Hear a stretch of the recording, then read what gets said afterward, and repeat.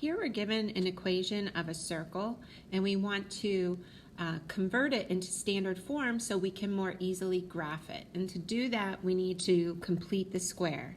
So the first step is to rearrange the terms so the x's and the y's are next to each other.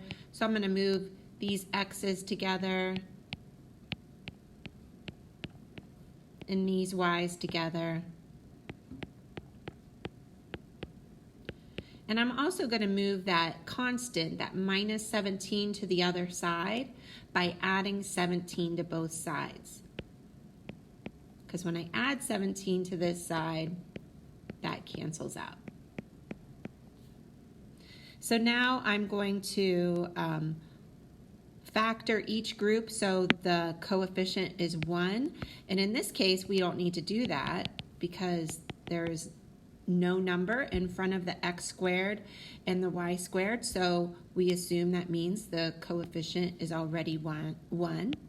So I'm just going to rewrite my equation, but I'm going to leave some space to complete the square. So I'm going to put the x's in a parentheses here, but leave some space because I'm going to add something to that. And the y's in parentheses, but leave some space because I'm going to add something there too. Now what I add inside each of those parentheses is I take the middle term here, so positive 4, and I divide it by 2, and I square it. And then for the other one, I take that middle term, so it's negative 4, and I divide it by 2, and I square it. And what we have then is x squared plus 4x. Now 4 divided by 2 is 2, squared is 4. And for the y's, I have y squared minus 4y. Negative 4 divided by 2 is 2, or negative 2, but when I square it, it's also positive 4, equals 17. Now remember, with equations, you can add whatever you want on one side of the equation, but you have to add the same number on the other side of the equation. So if I'm going to add 4 in here and add 4 in here, I need to add 4 and add 4 on the right side as well.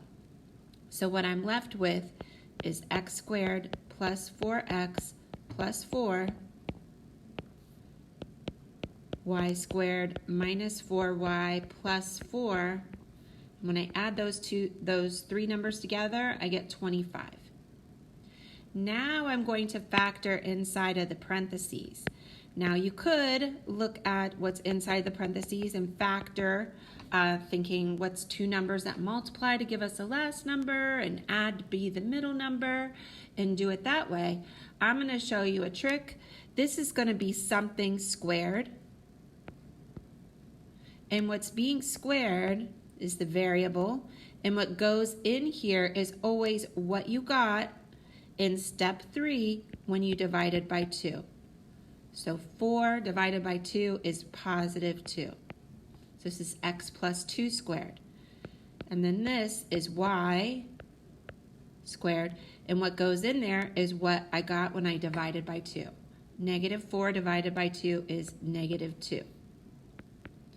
Now you could kind of look at that on the side here and double check your work. I'll show you why that is true. X plus 2 squared is x plus 2 times x plus 2. And remember, if you want to multiply that and check it, you multiply the first, the outside, the inside, and the last numbers. And when I combine my like terms, I do get this x squared plus 4x plus 4. And you could do the same for the other one as well. So after we're done, the one last thing to put it in standard form is to just think, because this is x plus 2 squared plus y minus 2 squared, and it's supposed to be the radius squared. So ask yourself, what number squared gives us 25? And you could figure that out by just taking the square root of 25. We see it's 5, so this is 5 squared. Now, the reason this is helpful is now we know what the radius is, and we know what the x and y coordinate of the center of our circle is.